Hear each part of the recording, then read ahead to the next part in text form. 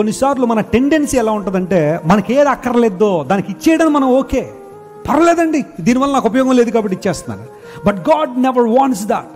దేవుడు అలాంటి కోరడం లేదు.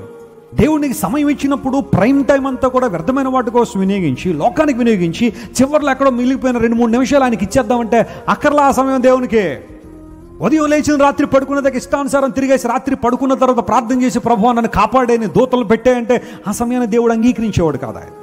ఉదయం నుండి రాత్రి పడుకునేదాకా ఆ పుస్తకాలు ఈ పుస్తకాలు, ఆ సన్నివేశాలు ఈ సన్నివేశాలని చదివిన తర్వాత రాత్రి పడుకునేటప్పుడు ఏదో ఒకసారి అలా బైబిల్ తెరిచి ప్రభువా 117 సార్లు చదువుకుని పడుకుంటానంటే అక్కర్లా, ఆ భక్తి అక్కర్లా దేవునికి.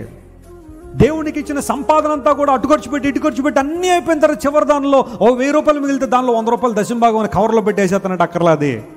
God wants the best from you in everything. ఎందుకంటే దేవుడు నీకు అన్ని విషయాల్లో శ్రేష్టమైన వాటిని ఇస్తున్నాడు కాబట్టి. హల్లెలూయా. అబ్రహాము మోరియా పర్వతం మీద వేసిన కేకలు ఏంటో తెలుసా? Give your best God. దేవునికి శ్రేష్టమైన ఇవ్వండి.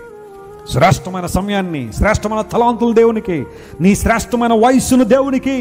ముసలోడిని అయిపోయిన తర్వాత, పళ్ళన్నీ ఊడిపోయిన తర్వాత, జుట్టంతా తెల్లబడిపోయిన తర్వాత, నడుమంతా ఊగిపోయిన తర్వాత అప్పుడు ఏదో దేవుని కోసం చేస్తానంటే నో.